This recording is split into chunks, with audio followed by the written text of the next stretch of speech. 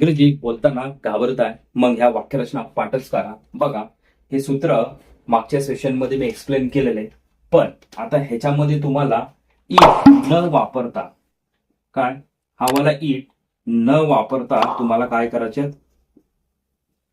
वाक्यरचना बनवायचे. बघा कशा, घ्या पहिली वाक्यरचना काय, हीच इट न वापरता. सुरुवातीला this ground is impossible to dig. बघा हे जे विशेषण आहेत ना, impossible, possible, necessary, hard, difficult, हे सगळे मी पहिल्या सेशन मध्ये दिलेले, तुम्ही पाहून घ्या. हे लेक्चर मी एका सिरीज मध्ये घेत असतोय, म्हणजे तुमचं कन्फ्युजन होणार नाही. तुम्ही डेली पाहाला, म्हणजे तुम्ही डेली जर पाहिलं हे लेक्चर्स माझे तर तुमच्या लक्षात येऊन जाईल.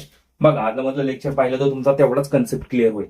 आता this ground is impossible to dig, ह्या वाक्याचा अर्थ काय की ही जमीन खोदणं अशक्य आहे. आता अशाच वाक्यरचना आपण पाहूया. त्याचं अक्षर वाचणं खूप कठीण आहे, म्हणजेच त्याचं अक्षर वाचणं खूप कठीण आहे. बघा खूप साठी आणि त्यासाठी काय वापरायचंय, म्हणजेच हिज हँडरायटिंग इज, बघा थोडस मी अंतर सोडतो म्हणजे एक्सप्लेन करायचंय, डिफिकल्ट टू रीड. आता his handwriting is difficult to read असं म्हणलं तर काय, त्याचं अक्षर वाचणं कठीण आहे. ओके, आता ह्याच्यामध्ये जर आपण व्हेरी ऍड केलं, म्हणजेच काय, त्याचं अक्षर वाचणं खूप कठीण आहे. घ्या लिहून घ्या.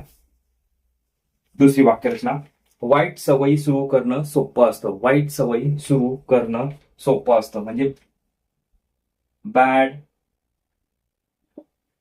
Habits are easy to start. हे बघा, हे इझी काय तुमचं विशेषण आहे, डिफिकल्ट विशेषण आहे, इम्पॉसिबल हे विशेषण आहे. हे विशेषण मी पाठीमागच्या लेक्चर्स मध्ये मी एक्सप्लेन केलेले, पाहून घ्या, सगळे लिहून दिलेले.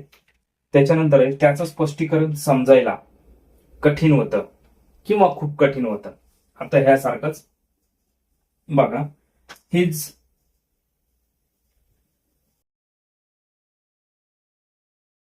एक्सप्लेनेशन वॉज, आता इथं अंतर सोडते, डिफिकल्ट टू अंडरस्टँड.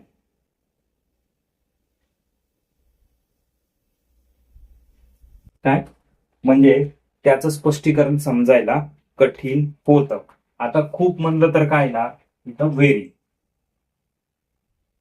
म्हणजेच काय, त्याचं स्पष्टीकरण समजायला खूप कठीण होतं. बघा व्हेरी काढलं तर खूप हा शब्द निघून जातो, आणि व्हेरी असलं तर खूप हा शब्द येतो. बघा हे गणित सोडवायला सोपं आहे. This problem is easy to solve. Okay, easy to solve. आता तुम्ही this problem is very easy to solve म्हणजे खूप सोपं आहे. तुम्ही व्हेरी पण ऍड करू शकता. बघा ह्या रचनेनुसार जर आपण वाक्यरचना अशा बनवता येतील. आपल्याला जर इट न वापरायचं असेल तर तुम्हाला सुरुवातीला काय घ्यायचं, त्याच्यातला कर्म घेऊन आणि वाक्य तुम्हाला बनवायचंय. काय डाऊट असेल तर कमेंट बॉक्स मध्ये कमेंट करू शकता.